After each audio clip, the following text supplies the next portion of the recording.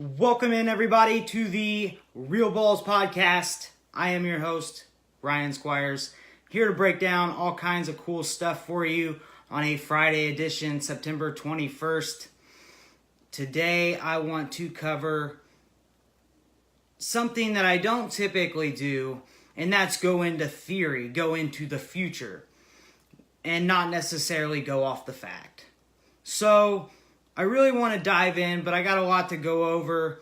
My main topic is going to be on what I call bowling's big box theory. Now, first I want to start off with some bowling news. We had an exciting show, a very exciting show if you watched it.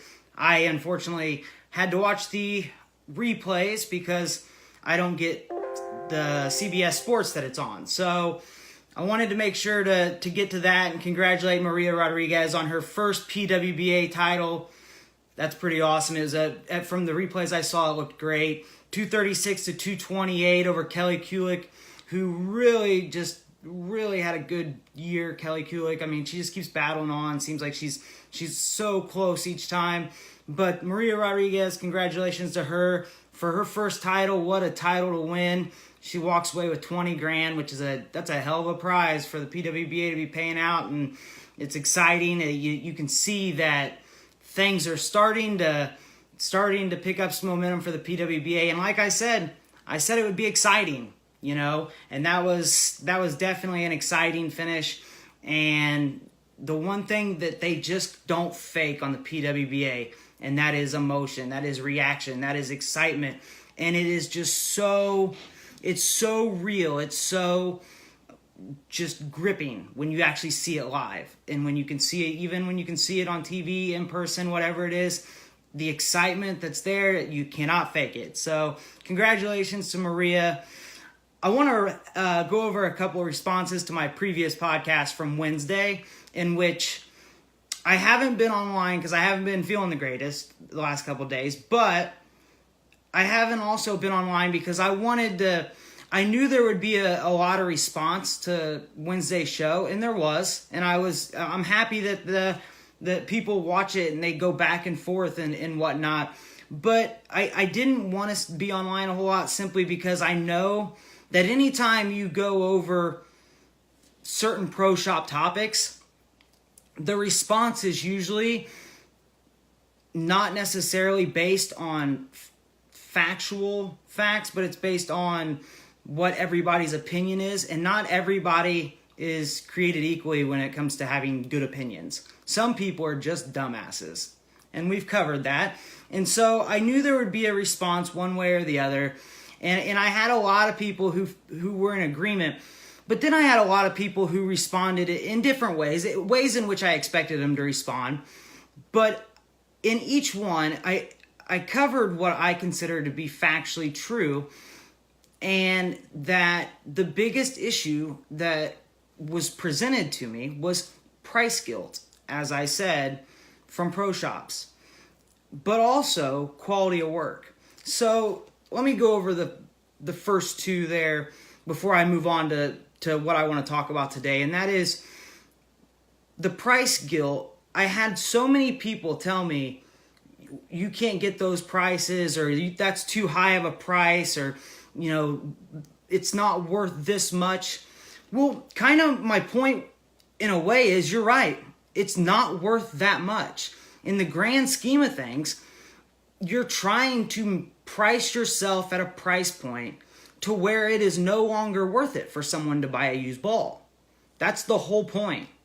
But if they are going to do that, and there are people who will, and there's nothing wrong with that, but if they're going to do that, you need to make sure that you are able to get your margins on it. And so many people think that because they don't do it means they can't do it.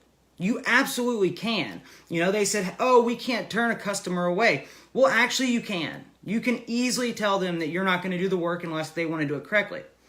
It's not a new concept. It happens all the time, especially in labor-based industries. You either get it done correctly or you don't. And one of the biggest things is I always tell people when it comes to the pricing, that's their big hang up. You can't be hung up on price and be stuck. You can't let your price hold you hostage. which happens all the time. And do you really think that other retailers in other industries, do you think that they sit there and say, well, you know what? I know the industry's changed and I know all this stuff's changed, but we're going to stay priced at what we were priced at in 2006, 12 years ago, or 2008, 10 years ago. Do you think people still say that in other industries? Maybe, I guess, but things have changed. Things, as the economy grows, as time goes on, inflation and whatnot, if you're still pricing your stuff at the same you were 10 years ago, then you've already fallen behind. And if you feel like you can't price any better, or any higher because of that, then you're going to end up being out of business because you're allowing price guilt to hold you back. None of these people sit there and go, oh, well, I expect to go into the gas station and pay the same thing for gas or cigarettes or drinks or food or beverage and pay the exact same thing I paid 10 years ago. They just don't do that. Prices change. They go up. And people adapt. You might hear a little moaning and groaning, but people adapt. And so you're letting the fear of someone going somewhere else hold you back. And therefore, it's always going to hold you back. There's never a good time to raise prices. You just have to do it and then tell your customers why. But if that leads me to my next point, if you provide a good quality service, there's not a problem typically because you can explain it out. So my response from my last podcast, like I said, was mostly positive, but I had a few people, and as I said, there were other ways to do things, such as slugging bowling balls and whatnot, that it could be done, but that was not the point. The point was I wanted to cover the way it should be done. Not the way it could be done, but the way it should be done. And that's exactly what I did. And I had people who said, well, you could slug this and slug, put a slug in the fingers, slug the finger holes, slug the thumb, and cut it down, and then you could put the holes wherever you want. And while, yes, technically you are correct, as I said, I was focused on quality. And my response to anybody who was saying that was simply this: I want to have a reputation that has good information and good knowledge that goes with it, along with good quality work. Because if people are paying for that, if they're paying for your service, do you really want to put a bunch of slugs and balls just so you can get it to them quick? And that, to me, is cheap. Now, I had somebody say, well, cheap work, a properly fitted ball is not cheap work. You're right, it's not. But doing shit jobs on it just so it's done fast, that is cheap work. And you can't sit there and give a customer a ball with 3 slugs in it and holes drilled somewhere else and whatnot. Even if it fits them, it looks like garbage. And then tell them that, hey, I want $40 or $50 for this. Do it right. Do it the right way. Because the big thing is when they're done, they're going to take it to another pro shop if it didn't work or something else, and it's going to look like garbage, and now your reputation's garbage. So if you let price hold you back, you've got a problem. If you allow your reputation to take a hit because you are in a hurry or not willing to do the work the right way, and if the customer says, well, I can't afford that, well, they don't go into Walmart and buy their groceries and say, I can't afford that. They buy what they can afford, and like I said, you just tell them that at that time, it's not like they're never going to make any more money. Maybe they don't get it at that time, but they're going to get a better product. And that's the main thing, is getting the best products for the money and making sure to do that. But I want to go over something, and typically I like to stick to facts because I like to stick to facts simply because that way on social media, when all the dumbasses and people with opinions and typically a lot of people who breathe, whenever they come out with their opinions, I can just refute it with fact. I always like to say, you can call me a dumbass or whatever you want every day, but you tell me why I'm wrong. And most of the time, yet to this point, I have not had anyone be able to tell me exactly on any topic where it was wrong. It may not always be 100% one way or the other, but it's not wrong. And that's the main thing. So that's why I like to stick to facts. But today I want to go over a theory. And it's just that. It's a theory. But at the same time, like would tell anybody, it's going to have people talking. But I just want to get everyone to think a little bit differently than maybe they do in their day-to-day. And it's what I call the big box theory. So as we've seen over the years, big box retailers have fallen by the wayside. They have, slid downhill. You see them all the time. Sears bankrupt, J.C.Penney bankrupt. Everybody's bankrupt if you're a big box retailer, it seems like, except Walmart.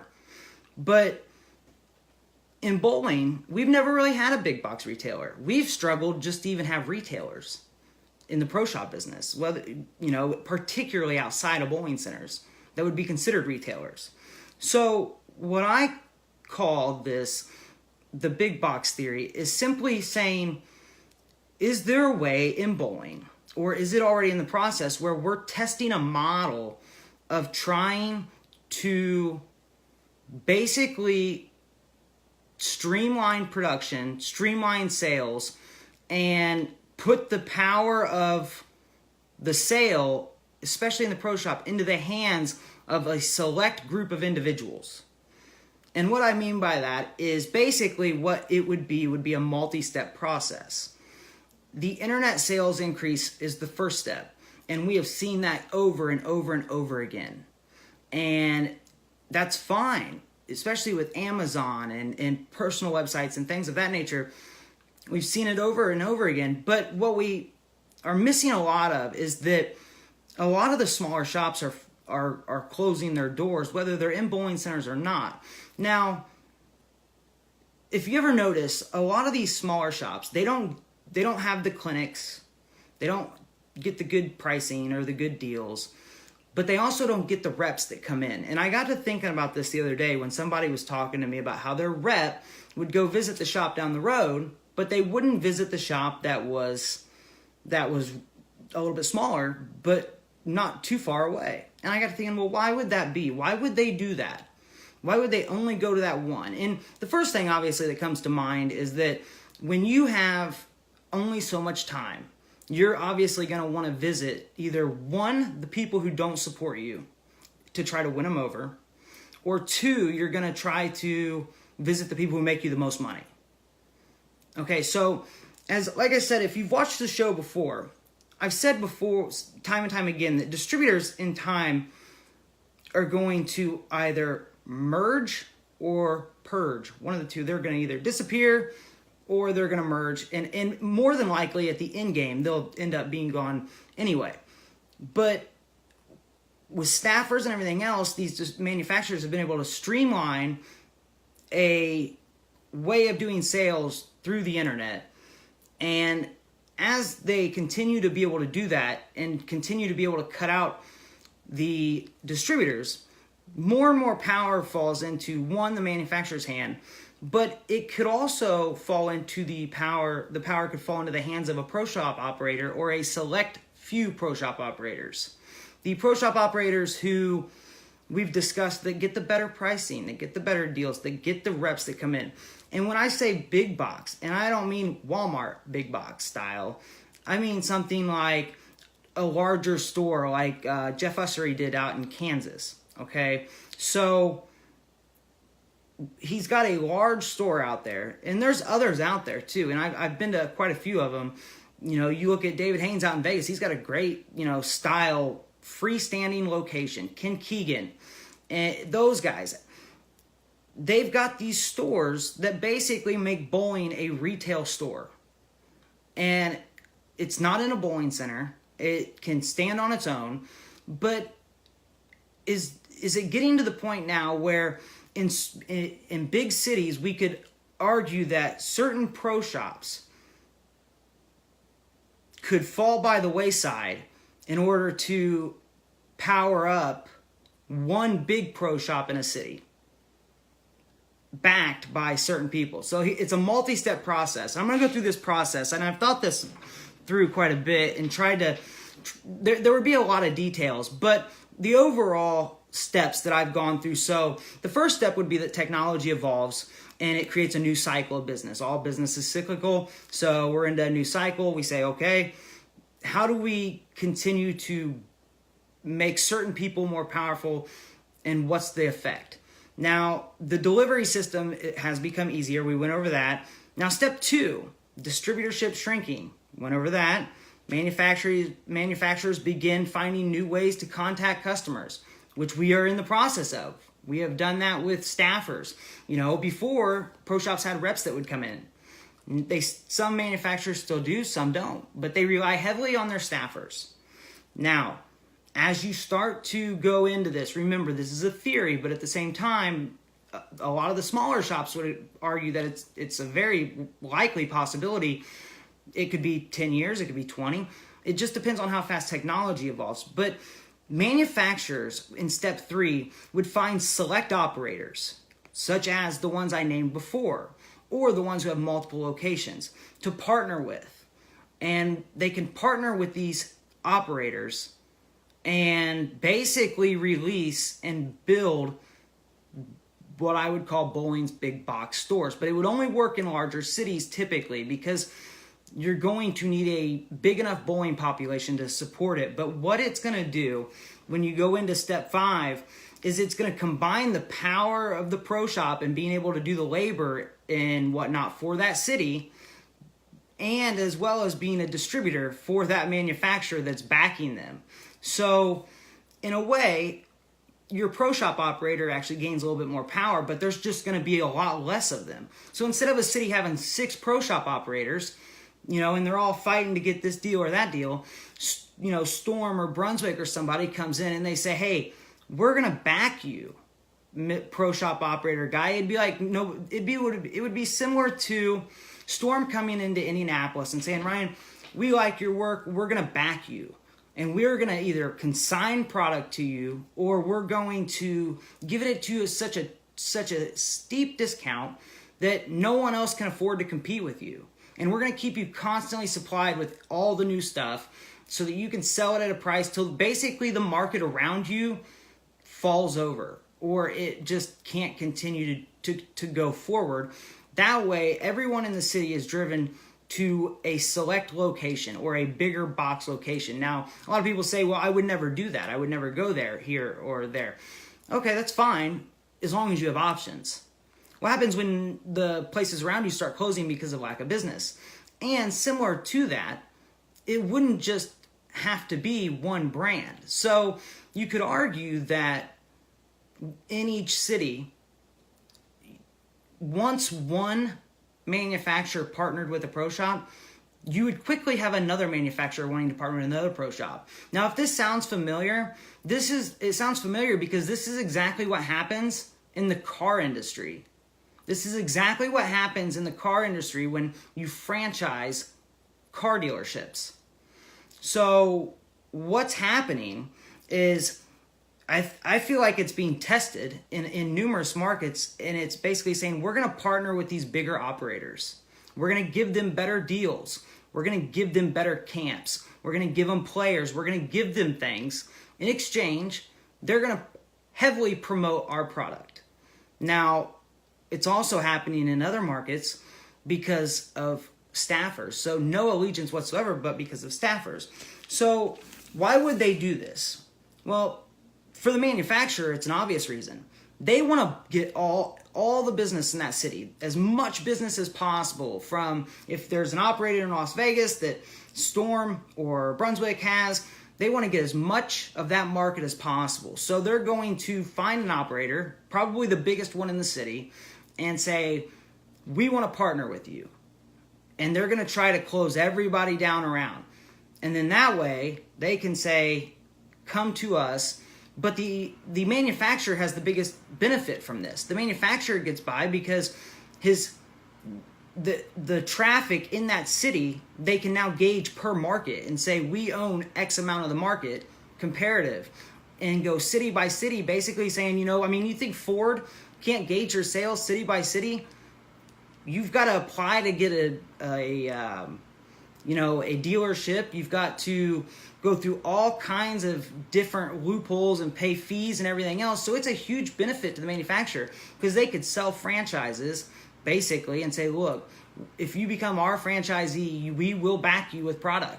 And for right now, pro shops, to stock any product, it's extremely difficult with all the new product that's coming out. So to them, they would have the ultimate benefit of being able to get that brand's product at a much, much cheaper, if not consigned rate to put on the wall. So that way they never have to worry about, hey, what kind of product can we stock? How much of it can we stock?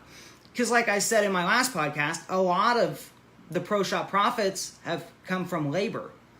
Well, that's precisely what the manufacturer needs you, the pro shop operator, to provide for them, is labor, because they are eventually going to figure out that they can't continue to put out all this equipment and have you afford it. They're going to make you choose which franchise do you want to be.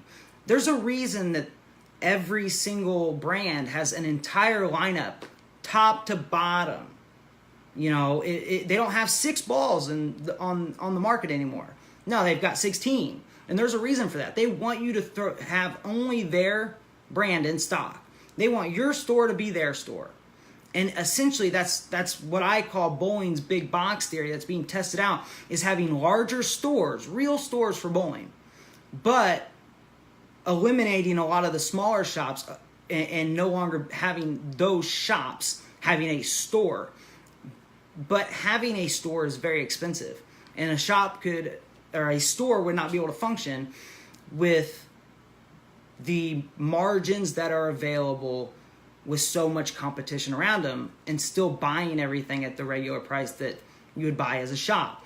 So basically, while you see an increase in sales, in sales, you're also going to see an increase in availability of product if you're a pro shop. So there's some benefits to you. Now, like I said, in every city, there's not just a Ford dealership or a Chevy dealership. So I see almost what I would call a forced exclusivity agreement. And it could eventually lead to either you become a franchise or you end up closing your doors, because they can limit the product you get. A lot of people say that's not possible. It absolutely is, because they don't have to sell you product. They've made it very clear to numerous people that if you don't meet the minimum retail pricing, they will make sure you can't get their product. So if you can't get the best products that your customer wants, your customer will go somewhere else. You might say, well, my customers wouldn't go. Dude, there's no loyalty in that. If they want the Storm ball and you're not a Storm dealer, they're going to go find a Storm dealer. Or they'll buy it online from a franchise that has a franchise right through Storm.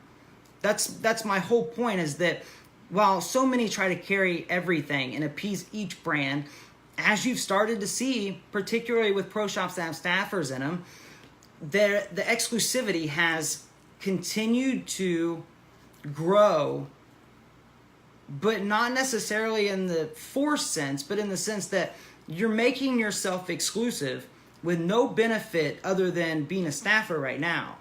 So they haven't had to do that just yet, but at a certain point, it becomes a lot of work to check on all those little shops. And if they can devote their resources to funding or assisting in cheaper pricing and things of that nature with a product they already have, basically building up and driving one large pro shop in a city, so that way they only have to visit one shop when they're there, or maybe 2. Maybe they have another one across town.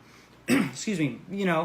So there are benefits for the manufacturer in the logistics part of it, in the streamlining of getting the product to the customer, as well as the elimination of certain locations would be a risk that I think a lot of manufacturers would be willing to take. Because you got to remember, a lot of you say, well, that's a stupid idea because they would be losing money. Not necessarily. If they look at a city and they say, well, these smaller shops have staffers running them for another brand. Well, they already look at that and say, well, we're not really getting much out of those shops anyway. Calculated risk. But by going directly through a sort of like a franchise location type store, they're getting higher margin. The manufacturer is going to make higher margin to make up for that calculated risk or loss that supposedly is happening by losing another shop. So I don't necessarily think that is as bad as most people think it is. I think a lot of what I hear is they would lose. It's helped the car industry drastically. And I think what would happen is that you would see a lot of shops that would basically say, well, we can't get a franchise because we're not in a big enough market. So what do those shops do? The same thing those car lots do. Used balls as well as discontinued balls. And I actually have discussed opening a location that only did discontinued balls because I think there's a huge market for that as well as other types of equipment. And the fact of the matter is that not everybody, as we've seen with the Used Ball podcast, wants to get a $200 bowling ball. Some people want a good ball, but they can wait till next year. I mean, I didn't buy an iPhone X. I might get an iPhone X this time because it's old now. Maybe if the price is right. So it's just one of those deals where I think as pro shops, the question is really going to be, can the manufacturer find a better way to get the product into the hands of the consumer if they don't have a partner? If they need a partner, how do they do that? Well, can they create miniature distributorships basically in cities all over the country that say you're an exclusive Storm person? And if you look at the overseas model, this is exactly what's happening. They have exclusive distributors, and in many countries, those distributors are just pro shops. So, as an exclusive distributor, you can say, well, I sell this type of product or that type of product, and if you don't have the products available in the shop, it's not like I imagine they wouldn't tell you, well, you can't drill a Brunswick ball here or something, but you wouldn't be able to stock it. McCorvey's done this all over the country with ebonite, except he's got smaller shops. Okay? If he was in bigger cities and just had one big location, considering what is big in the bowling industry, but one big location, could he drive enough business to support it? And that would be the question. It would be very, very difficult to do that, but it's a possibility if you had the right backing, if you've got the right pricing, and you had the right opportunities. If you could partner with a powerful enough manufacturer, it's possible. It really is. But it would be a long-term developing style, and it would take time. And like I said, there are test models out there. Large standalone shops. You got, like I said, Jeff Ussery's got the one in Kansas City, David Haynes, Ken Keegan out in Vegas. Those guys, if they went to Ken Keegan and said, you can only sell ebonite, but in exchange, we're going to front all the product to you, but we want you to put an ebonite sign on the outside, I don't know, maybe he'd do it. If they went to David Haynes and said the same thing but with Storm, maybe he'd do it. But the fact is that you have players such as Wolf in Louisville, Dino in Dallas, McCorvey all over the Southeast, Cliff Barnes, he's all over the country. Those guys, if they could get powerful pro shops such as those guys to basically agree to partner and become exclusive pro shops, I think you could actually see a lot of these smaller shops fall by the wayside. But like I said, it would only work in the bigger markets. At least the way I have it worked out, it would only work in the bigger markets. There might be a way that the smaller markets could purchase from the bigger markets as like a defunct distributorship, but it would basically turn pro shops into larger stores. Take them from shops to stores, bowling retail stores, kind of like golf. Not a lot of people go to their local golf, pro shop. Most of them will go to Dick's Sporting Goods, Golf Galaxy, something of that nature. So, although golf is a little different, you could argue that bowling could try to do the same, but it would be very difficult to pay the rent, the insurance, and everything else and all the expenses that would go with it without having some backing from a powerful enough manufacturer to support that. Now, at a certain point, I think it would take one manufacturer to really say, in order to carry our stuff, you have to be one of our dealers. And if one company said that, if Storm did that, there would be a lot of people signing up to trying to be a Storm franchise. There are a lot of people out there that think that certain brands are powerful enough to give up their freedom to sell whatever. But right now, that is exactly, you're right, your freedom to sell whatever you want. But what happens when they say, well, you don't have access to it if you don't? That's where it gets tricky.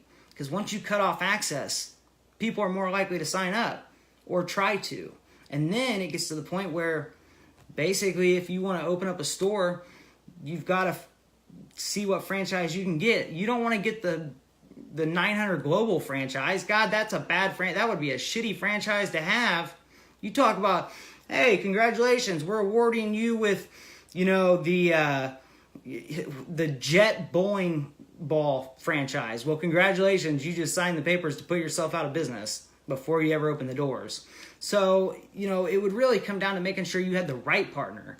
And if you're a pro shop that maybe they put a 6-month agreement where in today's bowling, a 30-day agreement where if you're a regular pro shop, you don't get a ball for 30 days until after their, expected or approved dealers get it. So if you're not a Storm location, you will have access to that equipment, but it won't be for another 30 days. So someone's out there selling for 30 days before you even have access to it.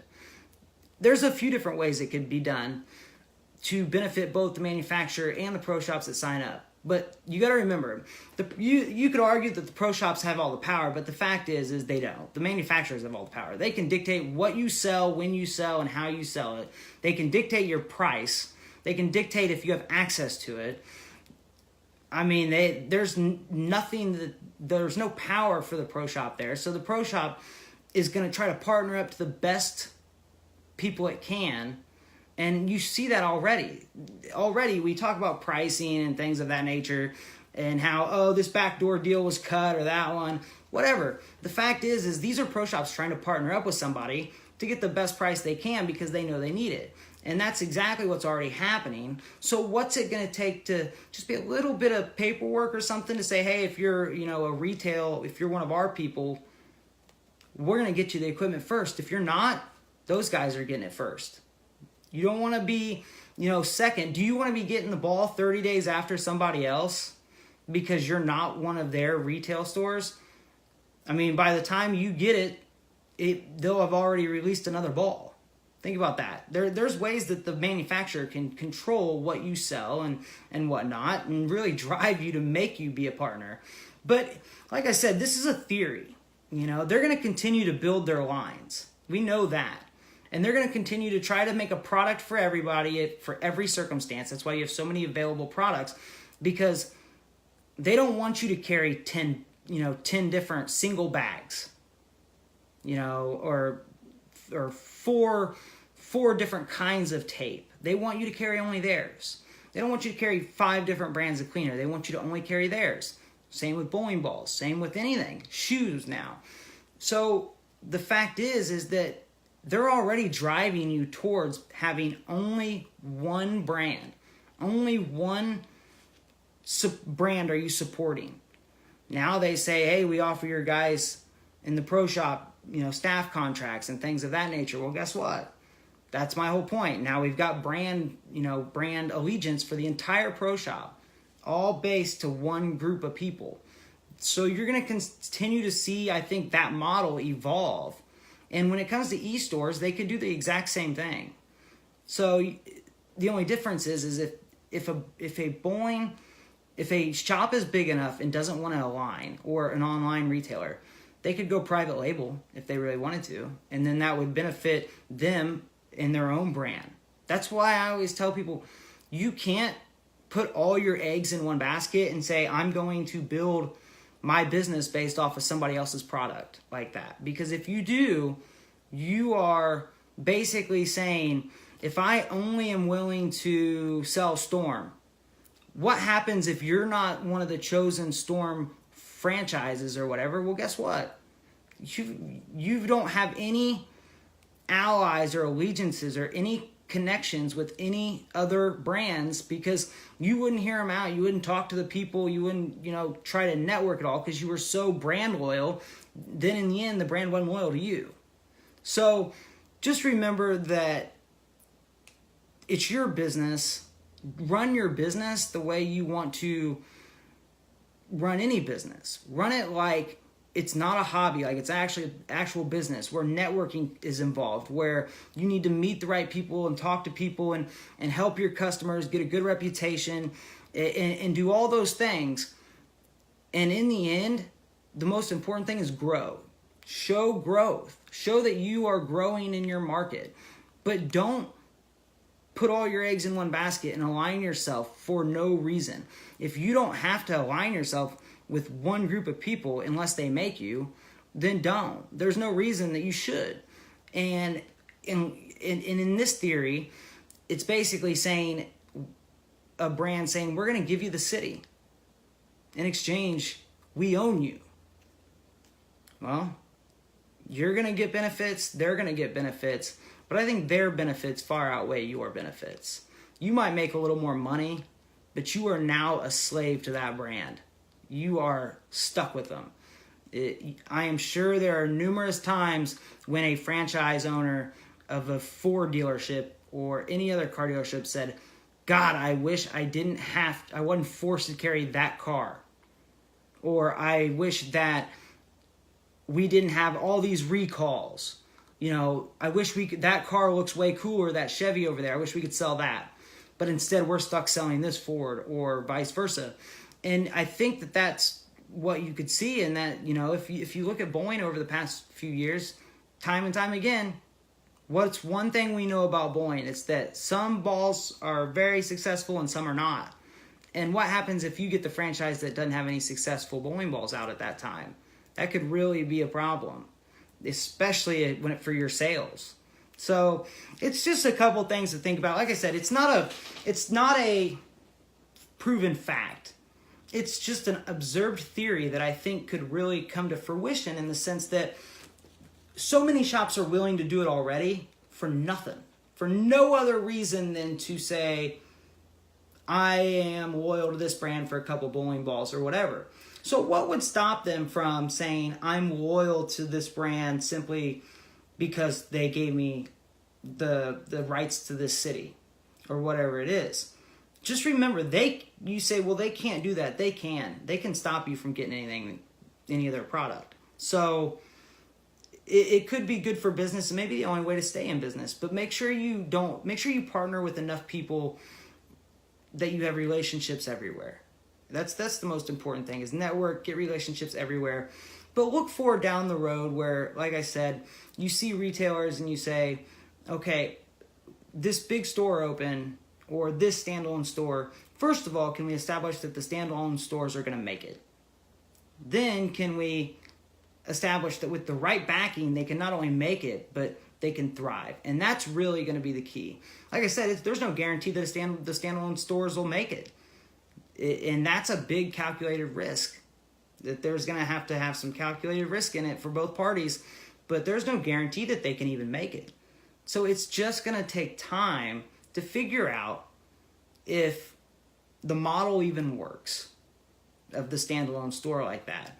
And if so, at what point does it how much backing does it have to have in order to do so, in the sense from the manufacturer? And if the manufacturer does back it, okay, the manufacturer is going to want something in return than just sales. They're going to want some kind of royalty or something like that. So that's really my big thing, is that so many shops now are making themselves exclusive for nothing. For no other reason than the fact that someone gave them a couple of bowling balls. Congratulations. And that's the sad part. So, like I said, it's a theory. It's going to have to play out, see how it develops, but so many brands are already doing it and so many shops are already doing it. I think you may just see it become an official thing eventually, and that'll be the biggest downfall or biggest upswing. Depends how you look at it. It really does. If you're all for franchises and whatnot, then perfect. If you're in a position where your shop could be the chosen shop for that city, for that brand, it'll be awesome. You could make some good money. Now you could also be owned by the manufacturer. So there's a lot of ups and downs and goods and bads. There's a lot of people that own McDonald's that are rich as hell, but they're very upset when they got to give it away for $1 or whatnot. So you got to take the good with the bad and weigh it out. And it's happened in so many industries. And the question is, could it happen in bowling? And I think it's a possibility. It'd be very easy, especially as distributors started to crumble, to make that transition. Technology increases, distributorship decreases. You create one centralized location and be done with it. So it's a possibility. It's a theory. It could be down the road. But I'm sure there'll be a lot of people out there that say that could never happen. There'll be a lot of opinions. There'll be a lot of, that's not happening. But I think we can look around and see enough examples to say it is. And the real question will be is, does it work? We won't know. Time will tell. But I hate to do shows kind of like this with theories simply because you're going to be arguing nonstop. So that's why I hate to do those types of shows, but I'll do it. It's a theory. I think it could definitely be in the future doing a franchise, and I think that's why there's so much product on the market. Eventually they're going to run out of products and, to release, and they're just going to keep coming up with new equipment, but they're going to run out of product lines. So I think it could be a good and bad thing. I think there's pluses and minuses in both directions, and the question will be whether or not it could actually happen, and will it happen down the road. We'll know in the next 5 to 10 years how everything plays out and go from there to see how technology evolves. But I will be back on Monday. I'll be back Monday, Wednesday, Friday for more Real Ballz Podcast, 5 p.m. Eastern Time. I hope you guys will join me. I've got some cool shows next week, more catered to bowlers, pro shops as well, but the bowling business as a whole.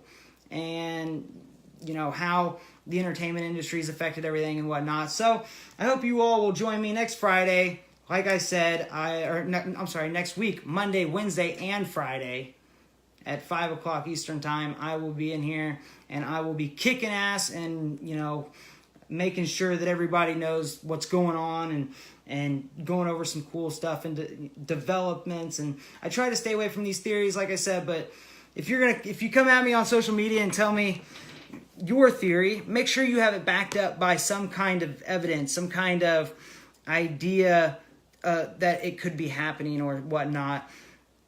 If your comment is simply, you're a dumbass, that doesn't work or wouldn't work, then just don't comment, because I really don't care. If you think that, if you've got a really good educated theory on this, I'm all for it. I love to hear new ideas and whatnot. So if you're going to comment and you say, oh, that's a great idea, cool. If you want to comment and say, I see that happening, but I think it'll go more in this way or that way, okay, fine. That's perfect. That's your opinion, and I'd love to hear it. But if you're just going to come on and say, hey, that's a dumbass idea, then, piss off. But otherwise, I hope you join me next week, Monday, Wednesday, Friday, and I will see you at 5 o'clock every day for more Real Ballz Podcast. Thank you for joining me on Friday edition, and have a great weekend, everybody.